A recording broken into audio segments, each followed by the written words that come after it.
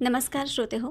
आज आपण आमंत्रित केलंय रत्नागिरीतील कुसुमताई जिल्हा ग्रंथालय संघाचे अध्यक्ष तसंच सार्वजनिक ग्रंथालयाचे अध्यक्ष श्रीकृष्ण साबणे सर यांना. नमस्कार सर. नमस्कार. स्वागत आहे तुमचं स्टुडिओमध्ये. धन्यवाद. श्रोते हो, श्रीकृष्ण साबणे हे नाव आपल्याला सुपरिचित आहेच, ते त्यांच्या ग्रंथालय वृद्धीसाठी अतिशय तळमळीने कार्य करणारा एक कार्यकर्ता म्हणून लोकमान्य टिळक विभागीय ग्रंथालयात ग्रंथपाल म्हणून ते काम करत होते आणि नंतर स्वेच्छानिवृत्ती घेऊन ग्रंथविक्री व्यवसाय करता करता असंख्य मंडळींना त्यांनी जोडले. गाव तिथे ग्रंथालय हा विचार प्रत्यक्षात आणण्यासाठी तळमळीने कार्य करणारे म्हणजेच श्रीकृष्ण साबणे सर. मला असं सुरुवातीला सांगा की तुमचं बालपण कुठलं, तुम्ही मूळचे कुठले? मी मूळचा माझं गाव वेल्ह म्हणून पुणे जिल्ह्यात आहे. तोरण्याचे पायथ्याशी आमचं गाव आहे. बरं. आणि माझं लहानपण तिथंच गेलं. अच्छा. वयाच्या 8 वर्षापर्यंत मी वेल्ह्यात. बरं. त्याच्यानंतर कुठे? त्याच्यानंतर मग शिक्षणासाठी म्हणून आम्ही पुण्यात आलो. बरं. आणि प्राथमिक, माध्यमिक आणि महाविद्यालयीन शिक्षणाची 2 वर्ष अशी पुण्यात माझे शिक्षण झालं. पुण्याच्या अनाथ विद्यार्थी गृहाचा मी विद्यार्थी. स्वावलंबनाने शिकलो. वर्गात जी फी भरायला लागायची ती त्या स्वावलंबनातनं आम्हाला मिळायची. आणि त्यातनं शिक्षण म्हणजे 5वी ते अगदी 11वी मॅट्रिक त्यावेळेचं तिथपर्यंत शिक्षण माझं अनाथ विद्यार्थी गृहात झालं. आणि पुढं PD आणि FY पुणे विद्यापीठात सप महाविद्यालयात, पुण्याचं प्रसिद्ध महाविद्यालय आहे. बऱ्याचशा कादंबऱ्यातनं आणि ह्याच्यातनं त्याचा उल्लेख पुण्याच्या संदर्भात येतो. तो SP कॉलेज म्हणून प्रसिद्ध आहे. तिथं माझं शिक्षण झालं. पुढचं शिक्षण माझं अलिबागला झालं. 2 वर्ष SY आणि TY अर्थशास्त्र घेऊन मी BA झालो. ते शिक्षण तिथं झालं JSM कॉलेजमध्ये. नोकरीकडे कसे वळलात? नोकरीला माझ्या आयुष्यात पर्याय नव्हता, त्यामुळे नोकरी करतच शिकलो. जिथं नोकरी मिळेल तिथं शिक्षणासाठी जायचं अशाने शिकलो. पुण्यात शिकत असताना सुद्धा स्वावलंबन किंवा अर्धवेळ कुठेतरी काम करत शिकलो. SP कॉलेजमध्ये शिकत असताना टिळक रोडलाच आनंद पुस्तक मंदिर म्हणून पुस्तकांचं एक दुकान होतं. त्या दुकानात संध्याकाळी 4 ते 8 असं काम करत सकाळी कॉलेज आणि संध्याकाळी नोकरी असं करतच शिकलो. अलिबागला नोकरीची मला संधी मिळाली, ती कॉलेजमध्येच आणि ग्रंथालयात. 1970 साली मला JSM कॉलेजमध्ये ग्रंथालय सहाय्यक म्हणून नोकरी मिळाली. आणि मग पुढचं शिक्षण आणि नोकरी तिथं झाली माझी. महाविद्यालयानेच मला पुढं या ग्रंथालयशास्त्र, ग्रंथपालन प्रमाणपत्र अभ्यासक्रम आणि नंतर पदवीसाठी पुण्याला पाठवलं. माझं शिक्षण त्यामुळं व्यवस्थित झालं. माझ्या आयुष्यात पुस्तकांचा बहुतेक मोठा हे दिसतोय की माझी नोकरी ही सुरुवातीपासूनच ग्रंथालयात झाली सुरू पुस्तकांशी. आणि त्यामुळं सगळ्याच साहित्यिक मान्यवरांशी माझा संपर्क, संबंध या ग्रंथालयातील सेवेमुळं येत गेला. महाविद्यालयात शिकतानाच आम्हाला अनुराधाबाई पोद्दार, भीमराव कुलकर्णी, नंतर चंद्रशेखर बर्वे असे त्यावेळेचे नावाजलेले लेखक, प्राध्यापक शिकवायला होते. त्यामुळं त्यांच्या शिकवण्याचा आणि त्यांनी वर्गात जे संदर्भ दिले त्याचा परिणाम खूप झाला. अलिबागला आल्यानंतर सुद्धा माना आचार्य, अरविंद कुलकर्णी असे लेखक, प्राध्यापक आम्हाला शिकवायला होते. त्यामुळे तो एक छान समृद्धता मला मिळाली. समृद्ध साहित्य जसं काम करतं तसंच ते समृद्ध सिद्धहस्त लेखकच तुम्हाला प्रत्यक्षात भेटले. हो. आणि त्यांच्या सहवासाचा परिणाम माझ्या जडणघडणीत खूप झाला. नक्कीच झाला. शासकीय नोकरीमध्ये किती वर्ष काम केलं तुम्ही? मी एकूण 23 वर्ष शासकीय सेवा केली. त्यातली 1.5-2 वर्ष मी नाशिकला होतो. नाशिकमध्ये ग्रंथालयात काम करत असतानाही नाशिकला साहित्यिकांची एक वेगळी मांदियाळीच आहे. कुसुमाग्रज, अवावर्टी, वसंत कानेटकर, विमादी पटवर्धन असे सगळे साहित्यिक. सार्वजनिक वाचनालयात आमचं विभागीय ग्रंथालय होतं. तिथं 3ऱ्या मजल्यावरती त्यांच्या बैठकीची व्यवस्था केलेली होती. त्या संदर्भ विभागाचं मी तालिकीकरण आणि वर्गीकरण त्याचं काम माझ्याकडे सोपवलेलं होतं. ते नेमकं मी संध्याकाळी 6 ते 8 असं करायचं. आणि त्यावेळेस ही सगळी मंडळी तिथं चर्चा, गप्पा मारायला येत असत. त्यांच्या गप्पा ऐकता ऐकता मी काम करत असे आणि त्यातनं एक मला वेगळी समृद्धता मिळाली. मग इथे रत्नागिरीकडे कसं येणं झालं? हां, विभागीय ग्रंथालयाची जशी नाशिकला स्थापना झाली ती मुंबई विभागासाठी होतं. मुंबई विभागात हे नाशिक, ठाणे, जळगाव अशी ती मुंबई विभागात होती आणि इकडची कोकणातले हे 3-4 जिल्हे हेही मुंबई विभागात त्यावेळेस मोडत असत. मग कोकणच्या लोकांना ग्रंथालय सेवा, शासकीय सेवा उपलब्ध नाही अशा कारणासाठी त्यावेळेचे बाळासाहेब सावंत कोकणचे नेते होते. त्यांनी आग्रह धरला सरकारकडे की आम्हाला कोकणसाठी एक विभागीय ग्रंथालय द्या. आणि अनायसा टिळक स्मारकाची वास्तू तयार होती आणि तिथं काय सुरू करायचं असा प्रश्न होता. मग ती वास्तू विभागीय ग्रंथालयासाठी द्यायचं ठरलं. आणि जशी नाशिकची सुरुवात माझ्या याच्यात झाली तसंच रत्नागिरीच्या विभागीय ग्रंथालयाची सुरुवातही मी तांत्रिक सहाय्यक होतो. अधिकारी शेराडोणकर म्हणून अधिकारी होते. पण सुरुवातीला मला दोन्ही ग्रंथालयात काम करायला मिळालं. त्यामुळे ग्रंथालयाची उभारणी, पुस्तकाची निवड वगैरे हे सगळं मला करता आलं आणि तो एक अनुभव मला खूप छान मिळाला. रत्नागिरीत जेव्हा तुम्ही आला तेव्हा आता तुम्ही जसं म्हणालात की नाशिकमध्ये हे सगळे साहित्यिकांची मांदियाळी तुम्हाला भेटत होती. मग रत्नागिरीत आल्यानंतर असं तुम्हाला कोण भेटले, काय सांगाल? रत्नागिरीतही म्हणजे आमचे त्यावेळचे अधिकारी साठे म्हणून होते. ते या साहित्यिक उपक्रमासाठी फार आग्रही असायचे. तर त्यावेळच्या रत्नागिरीतल्या साहित्यिकांना आम्ही एकत्र केलं आणि दर महिन्याच्या 3ऱ्या शनिवारी साहित्यिक कार्यक्रम आम्ही करत असू. मग कविता वाचन, कथा वाचन, त्याच्यावरती चर्चा किंवा कुणी काही वेगळं लिहिलं असेल तर सादर करून त्यावर चर्चा, असं एक साधारण 2-2.5 तासाचा छान कार्यक्रम. तर त्यावेळच्या स्मिता राजवाडे, जयश्री परांजपे, सुधाकर जांभेकर, मोहनराव गवंडी असे त्यावेळचे पत्रकार, साहित्यिक जवळजवळ 20-22 लोक त्यावेळेस त्या कार्यक्रमाला उपस्थित राहायचे. आणि त्यातनं रत्नागिरी म्हणून एक कविता संग्रहाचं प्रातिनिधिक प्रकाशन आम्ही केलं आणि सागरगंध नावाचा 2 वर्ष आम्ही दिवाळी अंक इथं निर्माण केला रत्नागिरीच्या साहित्यिकांना घेऊन. शासकीय नोकरीतून तुम्ही स्वेच्छानिवृत्ती घेतलीत. हां, तर मग त्याचं काय कारण आणि मग स्वेच्छानिवृत्तीनंतर काय सुरू केलं? नोकरी पूर्ण वेळ करायचीच नाही असं मनात पहिल्यापासूनच होतं. आणि विभागीय ग्रंथालयात काम करताना तिथं निराळे लेखक, अभ्यासक विचारायचे की अमुक एक पुस्तक पाहिजे मला, हे कुठं मिळेल किंवा कसं मिळवता येईल. तर रत्नागिरीत त्यावेळेस वर्षातनं एकदा पुस्तक प्रदर्शनं होत असत. त्यावरच लोकांना अवलंबून राहायला लागायचं. मग पुस्तकांचं दुकान रत्नागिरीत नाही आहे, ते सुरू करावं आपण असं मनात येत गेलं. सुरुवातीला हा विचार कुटुंबियांशी बोलताना त्यांचा खूप विरोध झाला, प्रखर विरोध होता की उत्पन्नाचं साधन सोडून व्यवसायात उतरायचं. पण माझ्या मनाचा निर्धार होता आणि माझे सासरे भावे म्हणून त्यांनी मला पाठिंबा दिला की हरकत नाही, करा तुम्ही, तुमच्या मनात इच्छा आहे ना. मग आजगावकरवाडीत नलिनताई आजगावकरांनी मला दुकानासाठी जागा पण दिली. तिथं आम्ही शेड बांधून असं छान सुरुवात पुस्तकाच्या दुकानाची. आणि मधु मंगेश कर्णिक, सुरेश जोशी असे साहित्यिक कोकण मराठी साहित्य परिषदेच्या निमित्ताने यायचे. ते आवर्जून आमच्या दुकानात येत असत. तिथं चर्चा होत असे. माझ्या पुस्तकाच्या दुकानाचं नाव ग्रंथस्नेह ठेवलं होतं. तेही मधु मंगेश कर्णिकांना खूप आवडलं की काय सुंदर शोधून नाव ठेवलंय तुम्ही.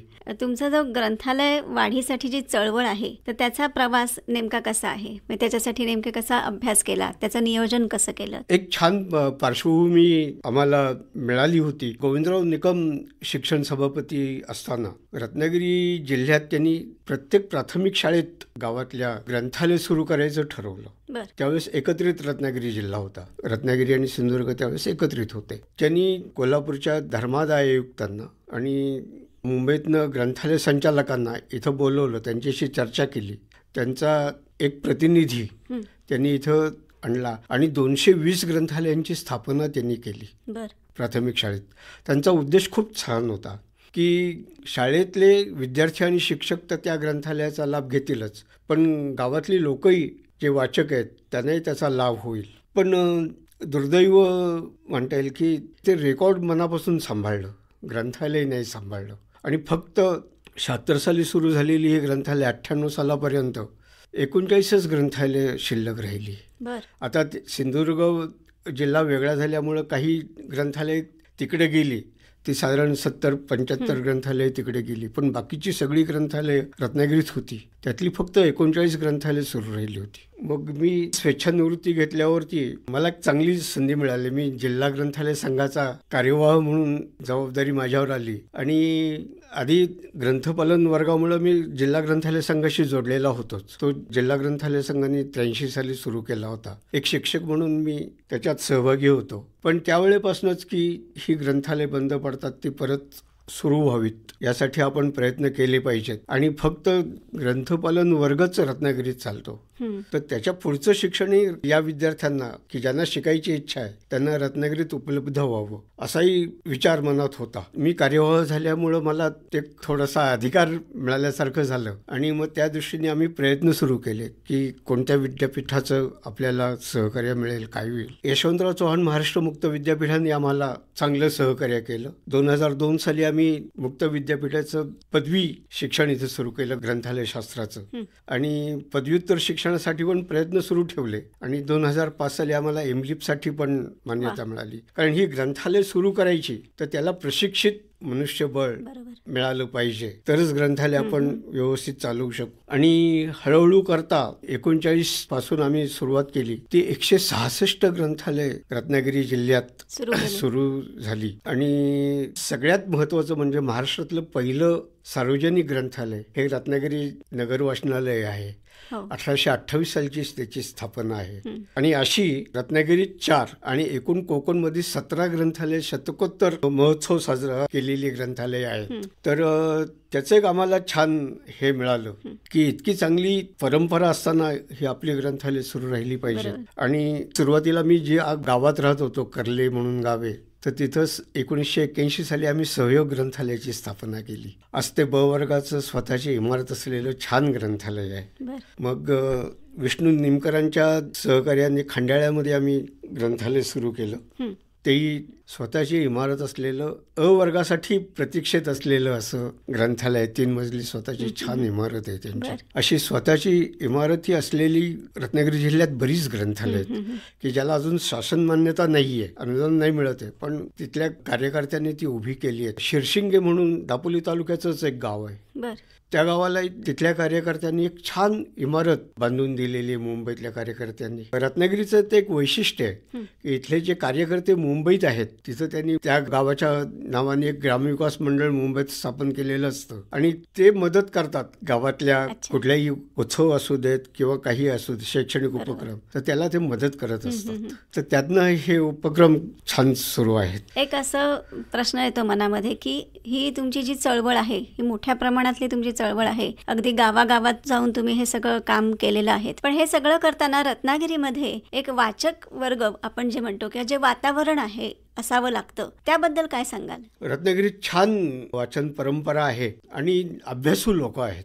म्हणजे 76 साली विभागीय ग्रंथालयाची सुरुवात झाली तर साधारण रोजचे 200-250 वाचक ग्रंथालयात येत असत, तिथं बसून वाचत असत. कारण बाहेर पुस्तकं आम्ही देत नसू, त्यामुळे तिथंच बसून वाचायला लागायचं. आणि माझ्या कार्यकाळात 2 लोक IAS झालेत आणि जवळपास 25 ते 27 लोकांनी PhD त्या ग्रंथालयाचा उपयोग करून अभ्यास करून केलेली आहे.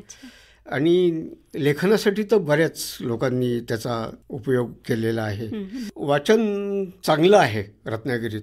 आता काही तंत्रज्ञानामुळं काही थोडा फरक होतोय, पण माझ्यासमोर आकडेवारी आहे. आता विभागीय ग्रंथालयाचे मी सांगितलेच, नगर वाचनालयाचे 3400 सभासद होते, ते कमी झालेत तरी आता 1700-1800 पर्यंत तर आहेत. थोडे 40 नंतरचे वाचक आहेत, पण वाचन आहे. तरुण लोकांच्या हातात वाचनाचं वेगळं साधन आहे सध्या, पण आम्ही त्याचा असा विचार करतो की ते पूरक आहे वाचनाला. वाचन होतंय का तर होतंय किंवा साधन बदललं, पण वाचनाचं महत्त्व कमी नाही होते, हे जास्त महत्त्वाचं आहे. या सगळ्या प्रवासामध्ये लक्षात राहिलेले काही प्रसंग किंवा व्यक्ती काय सांगाल? प्रसंग तर खूप आहे. या विभागीय ग्रंथालयात काम करत असताना एक दिवस मधु मंगेश कर्णिक आणि विवेक भावे माझ्याकडे आले. साहित्य संमेलन नुकतंच झालेलं होतं आणि कोकण मराठी साहित्य परिषदेची स्थापना करायचं त्यांच्या मनात होतं आणि त्याची घोषणा त्यांनी केली होती. आणि रत्नागिरी शाखेसाठी त्यांना एक कार्यकर्ता हवा होता.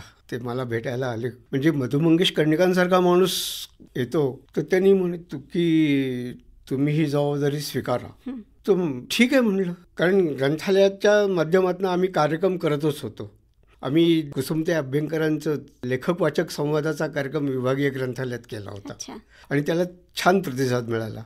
नंतर नरहर कुरुंदकर रत्नागिरीत आले होते, त्यांच्याही व्याख्यानाचा कार्यक्रम आम्ही केला होता. अनुभव होता गाठीशी कार्यक्रमाचा. मी हो म्हणलं, कार्यवाह म्हणून तुम्ही काम कराल म्हणलं करेन. आणि ते एक पद मला मिळालं आणि कोकण मराठी साहित्य परिषद 93-94 मध्ये माझ्याकडे जबाबदारी आली आणि आम्ही छान कार्यक्रम केले. आणि टिळकांच्या स्मरणार्थ फक्त नगरपालिकेचा एक कार्यक्रम होत असे रत्नागिरीत. तर मी आमच्या बैठकीत म्हणलं की आपण टिळकांच्या नावाने एखादा पुरस्कार सुरू करूया. लोकांनी मान्यता दिली त्याला.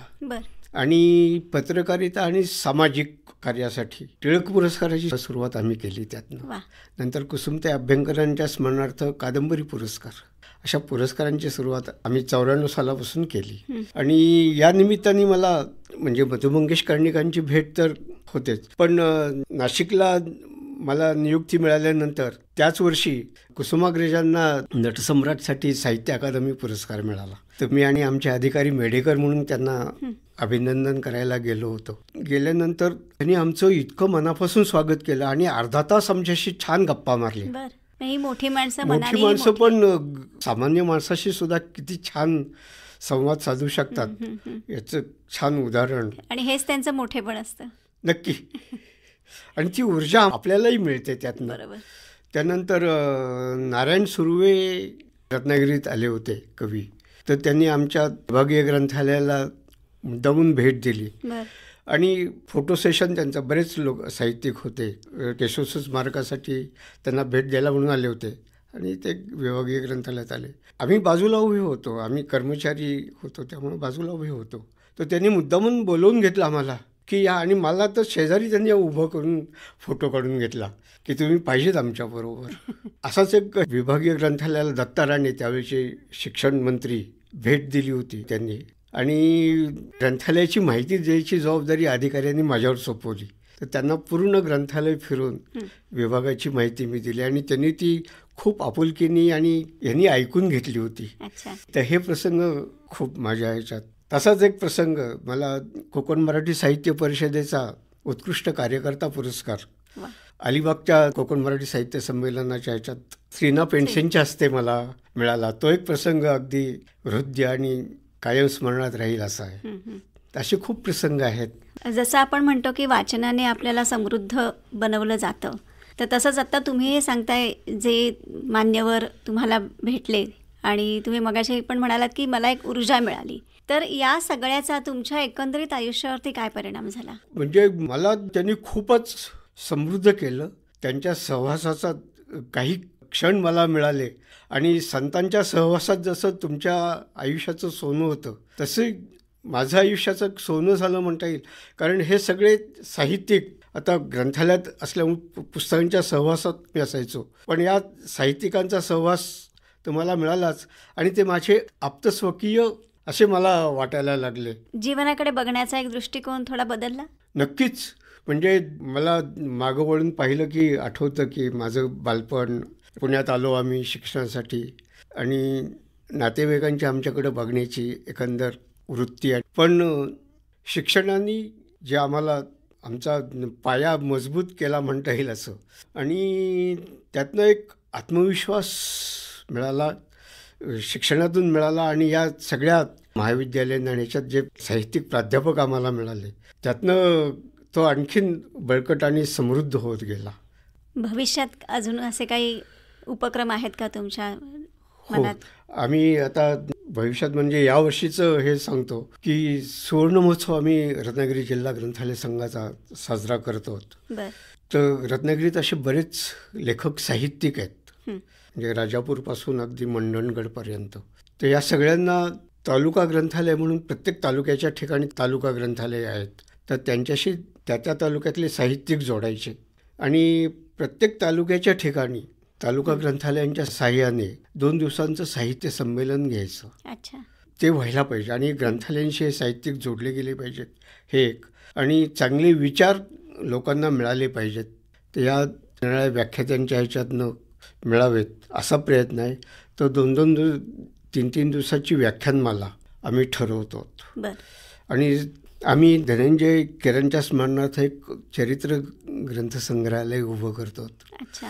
की चरित्र ग्रंथ संग्रहालयाच्या माध्यमातून जे चरित्राचा अभ्यास करणारे लोक आहेत त्यांना रत्नागिरीत संदर्भ सगळे उपलब्ध व्हावेत आणि या निमित्ताने धनंजय केरांचं पण स्मरण रत्नागिरीत व्हावं. कारण या 2 साहित्यिकांनी रत्नागिरीला, कुसुमताईंनी तर मराठी जिथं जिथं बोललं जातं तिथं तिथं ओळख निर्माण केलेली आणि धनंजय केरांनी तर चरित्रलेखनाच्या ह्याच्यातनं जागतिक पातळीवर रत्नागिरीची ओळख निर्माण केलेली आहे. तर त्यांचं स्मरण रत्नागिरीत व्हायला पाहिजे, त्या याच्यासाठी आम्ही प्रयत्न करतो. पद्मभूषण डॉक्टर धनंजय केर यांच्या स्मरणार्थ आम्ही शालेय महाविद्यालयांनी खुल्या गटासाठी लेख स्पर्धा सुरू केली गेल्या वर्षीपासून. ती कायम सुरू राहील असा प्रयत्न आहे. आणि जसे परंपरा आहे की व्याख्यात्यांची आणि कार्यकर्त्यांची रत्नागिरीनी राज्याला आणि देशाला दिलेले आहेत, तसे व्याख्याते, अभ्यासू व्याख्याते निर्माण व्हावेत म्हणून व्याख्यानमालेचं एक स्पर्धा आणि हे असं आम्ही सुरू करायचं आहे. त्यासाठी आम्ही प्रयत्नशील आहोत. साबणे सर, तुमच्याशी गप्पा मारताना असं एक लक्षात आलं की तुमच्या संपर्कामध्ये ज्या व्यक्ती आल्या किंवा जी माणसं येत गेली त्यांना तुम्ही तुमच्या कार्यात जोडत जोडत ही एक चळवळ सुरू केलीत आणि आज आत्ता तुम्ही म्हणाल तसं की असे तुमचे अनेक उपक्रम आहेत. तर त्यातूनच जिल्ह्यामध्ये सार्वजनिक ग्रंथालयाची चळवळ तुम्ही उभी केलेली आहेत आणि हे खूप मोठं काम तुम्ही करताय समाजासाठी. आणि वाचाल तर वाचाल या ध्येयाने प्रेरित होऊन असंख्य कार्यकर्ते जोडत अविरत केलेले हे भगीरथ प्रयत्न आणि त्यासाठी आपण घेत असलेली मेहनत ही आजच्या पिढीसाठी नक्कीच प्रेरणादायी आहे. तर सर, आज तुम्ही इथे आलात त्याबद्दल आकाशवाणीतर्फे आणि सर्व श्रोत्यांतर्फे मी आपले आभार मानते. धन्यवाद. आणि तसंच तुम्ही आत्ता जे म्हणालात की तुमचे जे भविष्यातले उपक्रम आहेत त्यासाठी तुम्हाला खूप साऱ्या शुभेच्छा. नमस्कार. नमस्कार. सगळ्या श्रोत्यांनाही माझं सादर वंदन.